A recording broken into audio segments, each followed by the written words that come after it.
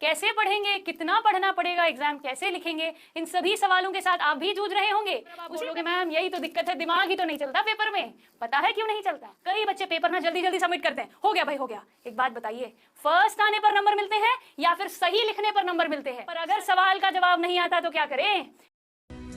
Exams पास आए, दिल घबराए, टीचर ने जाने क्या पेपर बनाए। अब तो तेरा दिल जागे न सोता है, क्या करूँ हाय कुछ कुछ होता है। एग्जाम्स पास आ गए हैं, टेंशन भी बढ़ गई है। आगे क्या होगा, कैसे पढ़ेंगे, कितना पढ़ना पड़ेगा, एग्जाम कैसे लिखेंगे, इन सभी सवालों के साथ आप भी जूझ रहे होंगे। उसी प्रकार से जैसे हर बच्चा एग्जाम्स नज़दीक आने पर घबराता है, उसे डर लगता है और वो इसी चिंता में डूबा रहता है, क्या मैं अपनी उम्मीदों पर खरा उतर पाऊंगा, क्या मैं मेरे पेरेंट्स को अपने रिजल्ट से खुश कर पाऊंगा। इन सभी सवालों का एक ही जवाब है बच्चों, और उस मुश्किल सवाल का जवाब देने में आ गई हूँ। I am here to help you and solve the problem of how to attempt the examination paper. Exam का क्वेश्चन पेपर देखने के बाद क्या किया जाए, चाहे वो 20 नंबर का टेस्ट हो, 100 नंबर का टेस्ट हो, एक कॉम्पिटिटिव एग्जामिनेशन हो, किसी भी प्रकार का एग्जाम हो, जब आपकी परीक्षा होगी, आपकी स्किल्स को चेक किया जाएगा, आपकी नॉलेज को परखने की कोशिश की जाएगी, तब करें क्या? इस सवाल के जवाब के साथ मैं आपकी मेंटोर पूजा आ गई हूं to help you and guide you and solve your problem. आज मैं आपको सिखाऊंगी कि आपको एग्जामिनेशन में आंसर अटेम्प्ट कैसे करना है। What will give you good marks, ऐसा क्या करें जिससे हम हमारी इच्छा पूरी कर सके अच्छे मार्क्स लाने की। चलिए फिर मैं आपको बता देती हूं कि अगर आपकी भी सर में किताबों का बोझ है, परेशानी है, मैं क्या करूं, कैसे करूं, how will I be able to score the marks which I want. इन प्रॉब्लम का सॉल्यूशन बच्चों सिर्फ एक चीज में है, और वो है हमारा माइंडसेट। हमें ये सोचना होगा कि मेरे लिए क्या बेहतर है, मुझे क्या करना होगा। और अब आप बोलोगे मैम यही तो दिक्कत है, दिमाग ही तो नहीं चलता पेपर में। पता है क्यों नहीं चलता? इसलिए नहीं चलता, इसीलिए घबराहट होती है क्योंकि आप कॉन्फिडेंट नहीं हो, आपको पता ही नहीं है कि करना क्या है, कैसे शुरुआत करें। So I am here to help you and tell you step by step कि करना क्या है, कैसे आप इन परेशानियों से बच पाओगे। आज मैं आपको ये बताने वाली हूं बच्चों। So are you ready to understand what exactly is going to happen. चलिए फिर शुरू करते हैं और मैं आपको बताती हूं कि पहला काम क्या करना है। पहला काम होगा क्वेश्चन पेपर को समझना, ये जानना कि एक्चुअल में एग्जामिनर आपसे चाहता क्या है। अगर वो आपसे कोई सवाल पूछ रहा है, उस सवाल का मतलब समझना होगा बच्चों। So first read the question paper well. अब आप बोलोगे मैम बहुत सारे सवाल हैं, मुझे सारे आएंगे या नहीं आएंगे, मैं लिख पाऊंगा या नहीं, क्या करूं, कैसे करूं, मुझे कुछ समझ नहीं आता। क्वेश्चन पेपर को देखने से पहले ही घबराहट हो जाती है, होती तो है, पर पता है क्या करना है बच्चों। हमें ये समझना होगा कि एक क्वेश्चन के दो ही ऑप्शंस हैं, एक कि आपको आंसर आता है और दूसरा कि आंसर नहीं आता। Right, only there are two options. या तो आपको क्वेश्चन का आंसर आता होगा या आपको नहीं आता होगा, है ना। एक सवाल देखा, जैसे ही देखा या तो आपको उसको सवाल का जवाब आता है या फिर नहीं आता। It is known to you और unknown to you. So students we need to understand and realise, अगर जवाब आता है तो क्या करें, अगर नहीं आता तो क्या करें। इन दोनों ही सिचुएशंस में क्या करना है मैं आपको बताऊंगी, and this will help you for sure. So तैयार हो जाइए जानने के लिए कि करना क्या है। पहला काम, जैसे कि मैंने आपको कहा, it is nothing but to read the question carefully. Minimum 2 बार पढ़ना होगा ये जानने के लिए कि वो पूछ क्या रहा है। What does the examiner wants from you, you have to understand the question properly. तुमसे कैसी गलतियां होती है बताइए? ऐसा होता है कि क्वेश्चन देख के जल्दबाजी में कुछ और ही लिख दिया, पूछा कुछ था लिख कुछ और ही दिया, डिजिट्स की मिस्टेक कर दी, प्लस माइनस की मिस्टेक कर दी, पढ़ा नहीं ठीक से। आप आंसर तभी दे पाओगे जब आप सवाल को समझ लो। So understand the question then only start writing. अब लिखने की बारी आ गई है ना? लिखते वक्त क्या करें, कैसे शुरू करें, ये पता ही नहीं चलता है। जवाब अगर मुझे आता है तो फिर मुझे कोई नहीं रोक सकता, है ना? जब आपको जवाब आता है फिर भी गलतियां मुमकिन है बच्चों। जल्दबाजी काम बिगाड़ देती है। इसीलिए जब एग्जामिनेशन को अटेम्प्ट करो, जब चीजें लिखो, while writing the answer, first you need to understand how many marks does it contain। जो सवाल है वो कितने नंबर का है ये भी देखना बहुत जरूरी हो जाता है। उसी हिसाब से तो डिसाइड करेंगे कि लिखना कितना है, 2 line, 4 line, 5 line. Based on the number of marks you will attempt the question. ये लाइन अपने को बखूबी समझनी बहुत ज्यादा जरूरी है, हाँ या ना? क्वेश्चन पढ़ेंगे, समझेंगे कि वो क्या चाहते हैं, और फिर ये देख लेंगे कि कितने नंबर का सवाल है, उस हिसाब से हम लिखेंगे, हाँ या ना? अब आप बोलोगे मैम ठीक है, क्वेश्चन पढ़ लिया, समझ लिया कि क्या चाहते हैं, ये भी देख लिया कि कितने नंबर का है, समझ जाएंगे कितनी लाइन लिखनी है। अब कैसे लिखें? 2 तरीके हैं बच्चों लिखने के, 1 और 2। पहला तरीका है पैराग्राफ में लिखना। कैसे लिखना? पैराग्राफ में लिखना। और दूसरा तरीका है पॉइंट वाइज लिखना। कोई भी आंसर आप सिर्फ इन्हीं 2 तरीकों से लिख सकते हो, या तो पैराग्राफ में या पॉइंट वाइज फॉर्मेट में। पॉइंट वाइज हमेशा अच्छा लगता है, देखने में भी अच्छा होता है, करेक्शन में भी आसानी होती है। Point wise is one of the best way to write an answer. Detail में क्लियरली बात समझ आ जाती है। जब तुम्हें आंसर आता होगा तो तुम आसानी से उसके पॉइंट्स लिख पाओगे। पर हाँ, हर आंसर पॉइंट वाइज नहीं लिखा जा सकता। इंग्लिश में लेटर पॉइंट वाइज थोड़ी लिखोगे, है ना? पैराग्राफ भी लिखना आना चाहिए।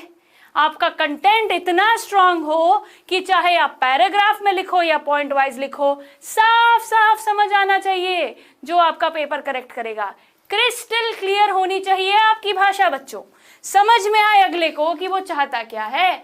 The answer should be written accordingly, logically, logic सही हो, कंटेंट सही हो, और प्रॉपरली कॉम्प्रिहेंसिवली उसको अटेम्प्ट करना है, हाँ या ना? क्वेश्चन को पैराग्राफ या पॉइंट वाइज फॉर्मेट में आप डिसाइड कर लोगे जैसे आपको आता है, और आप उसे अटेम्प्ट करोगे और लिखोगे, ठीक है? अब आपके मन में सवाल आना चाहिए, मैम ये बात तो हम जान गए कि हम या तो पैराग्राफ में लिखेंगे या पॉइंट वाइज लिखेंगे। अगला काम पता है क्या करना है? जैसे ही आप एक आंसर लिखो ना बच्चों, आंसर लिखते वक्त while writing an answer remember to underline the important point। जो चीज जरूरी है ना उसको अंडरलाइन करना बहुत ज्यादा जरूरी है, ठीक है? अंडरलाइन द इंपॉर्टेंट पॉइंट्स, बहुत खास बात है ये एक आदत आपके काफी नंबर बढ़ा सकती है। बहुत बच्चों को आदत होती है शॉर्ट में लिखना, जल्दी जल्दी लिखना, काम नहीं आती वो आदत। क्लियरली लिखना होगा, अगले को समझ में आना चाहिए। बच्चों आंसर ऐसे लिखो, अगर क्वेश्चन पेपर सामने भी ना हो तो भी आपका हर आंसर समझ में आ जाए। Write in detail what they are asking. For example अगर आपसे पूछा जाए हु डिस्कवर्ड न्यूट्रॉन, तो आप लिखोगे neutron was discovered by James Chadwick. इस प्रकार से आप लिखोगे तो बताइए क्या करेक्शन करने वाले को किसी तरह की कोई दिक्कत होगी? नहीं होगी। और क्योंकि आप एक बड़ी लाइन में आंसर लिख रहे हो तो जो इंपॉर्टेंट पॉइंट है उसको साफ साफ आप अंडरलाइन कर दोगे। क्लियर? अब बताइए क्या वो नंबर नहीं देगा आपको? बिल्कुल देगा, हाँ या ना? Underline the important points. और एक खास बात है बच्चों, जब भी आप कोई फॉर्मूला लिखो, जब भी कोई फॉर्मूले लिखें तो आपको इस बात का ध्यान रखना होगा कि फॉर्मूले को क्लियरली साफ साफ नजर आए। For example KE is equal to half mv²। ये फॉर्मूला आपको यूज करना है, छोटा सा फॉर्मूला है बट फिर भी क्योंकि अगर आप ये यूज कर रहे हो तो साफ साफ उसको मेंशन कीजिए बॉक्सेस में, ओके? इंपॉर्टेंट फॉर्मूले, मैथ्स के फॉर्मूले, हिरॉन्स फॉर्मूला हो सकता है, डिस्टेंस फॉर्मूला हो सकता है, केमिस्ट्री में कोई फॉर्मूला हो सकता है, moles, number of moles find करने का formula, given mass by molar mass, ऐसे उसको आप एक बॉक्स फॉर्मेट में लिख दोगे तो ये टीचर समझ जाएगा कि हाँ इसको आता है जो लिखना है। This will enhance your paper, improve करेगा आपके पेपर को ये, हाँ या ना। अगर आपने इंपॉर्टेंट पॉइंट्स अंडरलाइन कर दिए, फॉर्मूले को क्लियरली मेंशन कर दिया बॉक्सेस में, तो एक चीज और वो है फाइनल आंसर को ध्यान से लिख लीजिएगा, किसी तरह की कोई कमी नहीं होनी चाहिए, क्योंकि बहुत बच्चे किसके साथ होता है, यूनिट्स लिखना भूल जाना, होता है कि नहीं। सो यूनिट्स का खास ख्याल रखिएगा, ठीक है बच्चों, don't forget to do this, जरूर एक बार अपने फाइनल आंसर को चेक कर लेना बनता है ना। और एक खास बात, आपको हमेशा क्वेश्चन पेपर देने के बाद कुछ वक्त दिया जाएगा, उस वक्त का सदुपयोग करना है हमें। कैसे करें भाई, क्या किया जाए, जनरली बोर्ड एग्जामिनेशन में you are being given 15 minutes of time to read the question paper. तब पता है क्या करना है, बिना घबराए साफ दिमाग से प्रायोरिटी बनानी है। कैसे बनाएंगे, सारे सवाल पढ़ो, उसमें से इजी कौन से हैं, डिफिकल्ट कौन से हैं, टफ कौन से हैं, ये देख लो। आप अपने दिमाग में एक माइंड मैप बना लो, एक रफ प्लान बना लो कि आप ये समझ जाओ कि मुझे करना क्या है, क्वेश्चंस कितने मुश्किल हैं, कितने आसान हैं, कितने तुम्हें आते हैं, कितने नहीं आते हैं, एक आइडिया लग जाएगा आपको, ताकि आप कॉन्फिडेंटली पेपर को अटेम्प्ट कर सकें। बहुत बच्चे सवाल ही छोड़ देते हैं और बाद में बुरा लगता है, अरे ये मैं पढ़ लेता, इसका आंसर तो मुझे आता था, क्योंकि वो टाइम को बर्बाद करते हैं। बहुत बच्चे आधे घंटे तक तो ऐसे बैठ के यही देखते रहते हैं कि करना क्या है, आस पड़ोस में टाइम वेस्ट करते रहते हैं, किसके पास कौन सा पेन है, कौन कितनी आंसर शीट्स में लिख रहा है।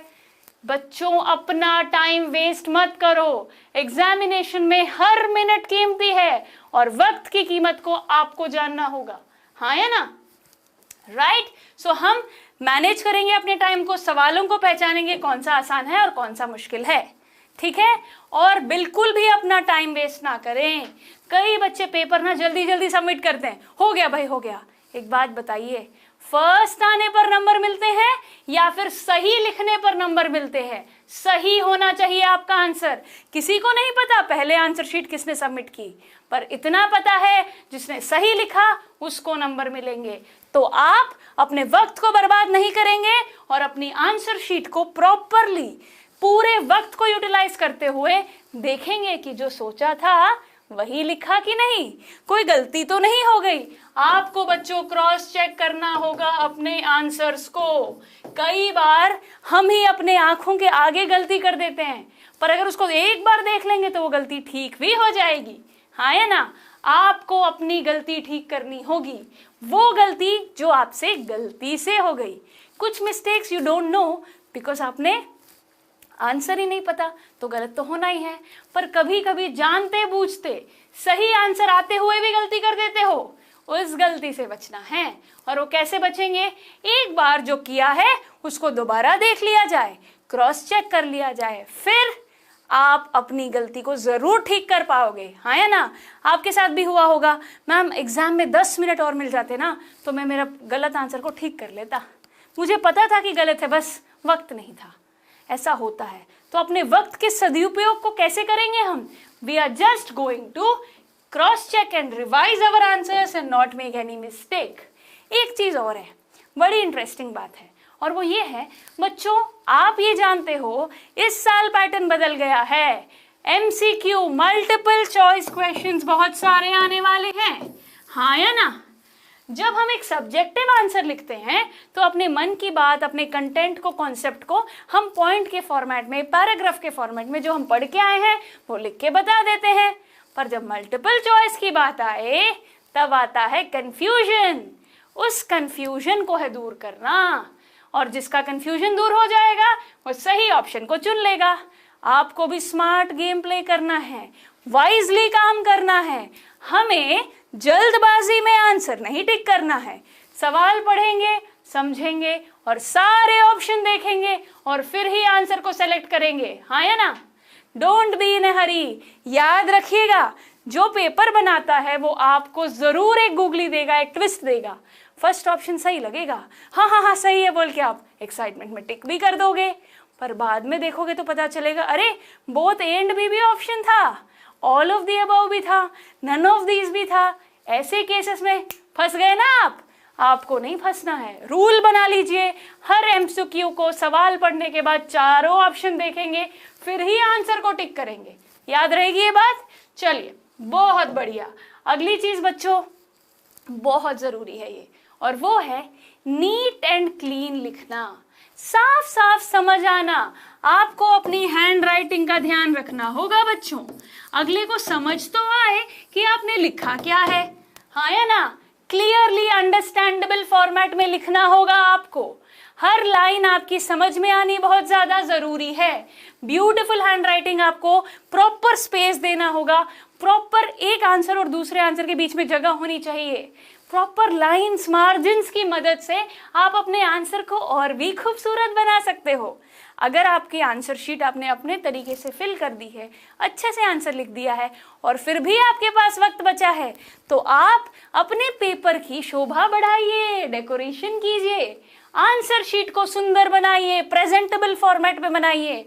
आपको अपनी प्रेजेंटेशन का ध्यान रखना बहुत ज्यादा जरूरी है बच्चों। अब मैं आपको कुछ इंपॉर्टेंट टिप्स देने वाली हूँ। ओके, जब आपको क्वेश्चन आता है तो आपको क्या करना है, ये मैंने आपको बताया कि आंसर को आप प्रॉपरली अटेम्प्ट करोगे, पैराग्राफ में या पॉइंट वाइज में। कंटेंट आपका क्रिस्टल क्लियर होना चाहिए। आपको आता है भाई, लिखना तो है ही, हाँ या ना? आपको प्रॉपरली बॉक्सेस बनाओगे, नीटली लिखोगे। पर अगर सवाल का जवाब नहीं आता तो क्या करें बच्चों? Never ever leave any question. जब तक नेगेटिव मार्किंग ना हो, सवाल नहीं छोड़ना है। और हमारे बोर्ड एग्जाम में तो नेगेटिव मार्किंग है ही नहीं, है ना? तो सवाल नहीं छोड़ेंगे, हम अटेम्प्ट करके आएंगे। कैसे अटेम्प्ट करेंगे?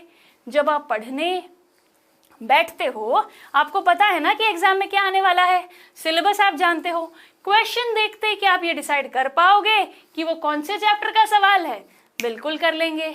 फिर उस चैप्टर में जो आपने पढ़ा है, जो भी रिलेटेड रिलेवेंट आपको लगे, जरूर अटेम्प्ट कीजिए। सवाल को छोड़ना बेवकूफी होगी।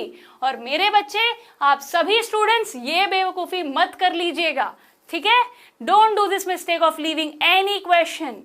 ओके, सो जब आप सवाल नहीं छोड़ोगे तो आपको मिनिमम मार्क्स उसके मिल सकते हैं। अटेम्प्ट करने के नंबर भी दिए जाते हैं बच्चों, तो आप वो नंबर जरूर स्कोर कर लोगे, क्योंकि आप रिलेवेंट चीजें लिख लोगे, हाँ या ना?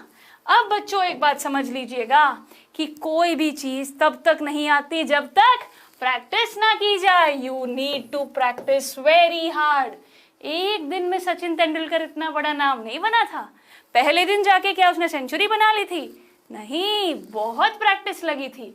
आपको भी वो प्रैक्टिस करनी होगी, अपना बेस्ट देना होगा। हर सवाल को अगर आप एक बार देख लो, उसको बिना देखे आंसर कर लो, तो बताइए क्या पेपर में नहीं दे पाओगे? बिल्कुल दे देंगे। क्यों? क्योंकि हमने प्रैक्टिस कर रखी है भाई, हाँ या ना? सो प्रैक्टिस में काम चोरी नहीं करनी है, पूरा जोर लगाना है। हर सवाल को लिख के देखेंगे, प्रैक्टिस कर लेंगे ताकि गलती ना हो, है ना बच्चों?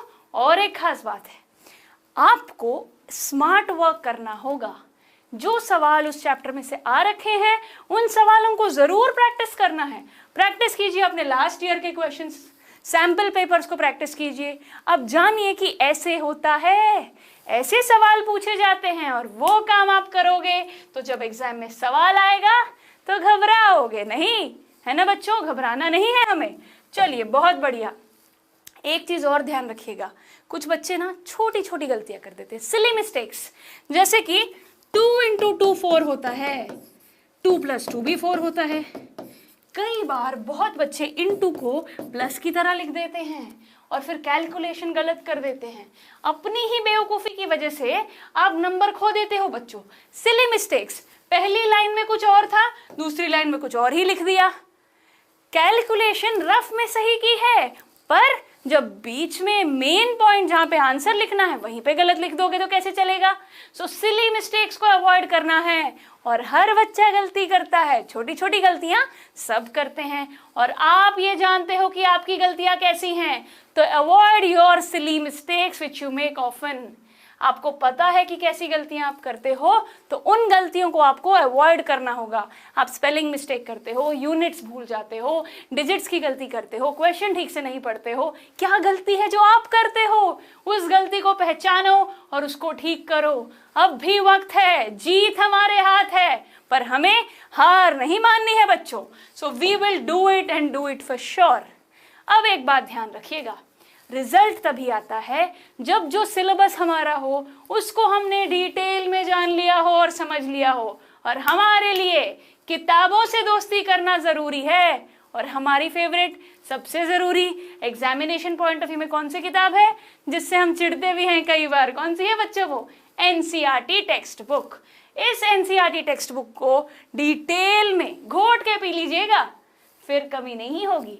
और हाँ, वक्त है पूरा जोर लगाने का अब भी, and you can surely do it students, you can win, you have to just give your time. Time को मैनेज कर लोगे तो जीत जरूर जाओगे। वक्त सभी के पास उतना है, पर नंबर सभी के उतने नहीं आते। क्यों नहीं आते? क्योंकि आप अपना बेस्ट नहीं कर रहे हो, अपने टाइम को ठीक से यूटिलाइज नहीं कर रहे हो। जिसके हाथ में वक्त है वो दुनिया जीत सकता है बच्चों। तो आपको अपनी दुनिया जीतनी है, अपने माँ बाप के सपने पूरे करने हैं, तो आपको अपना बेस्ट देना ही होगा। And I am wishing you all the very best. Remember this points, गलती नहीं है करनी, हर सवाल है अटेम्प्ट करना, नीटली है करना। और बच्चों, प्रेजेंटेशन मैटर्स, प्रॉपरली नीटली एक एक पेपर लिखना है हमें, लाइन बढ़िया छोड़नी है, मार्जिन ड्रॉ करने हैं, पॉइंट्स को अंडरलाइन करना है जो जरूरी है। हो जाएगा तो नंबर भी मिल जाएंगे। तो जरूर ये वीडियो आपके काम आई होगी। I wish you all the very best for all your examinations, चाहे वो प्री बोर्ड्स हो, बोर्ड्स हो, स्कूल का कोई टेस्ट हो, घर पे अपने मम्मी के सामने बैठ के कोई टेस्ट दे रहे हो, टेस्ट कोई भी हो, जज्बा यही होना चाहिए। प्रैक्टिस करनी होगी इन्हीं सारी चीजों की अभी से ही, तभी बोर्ड एग्जाम में लिख पाओगे बच्चों। So I hope you will practice each and every point which is mentioned. I am there for you to support you. All my best wishes to all of you. Take care and rock it.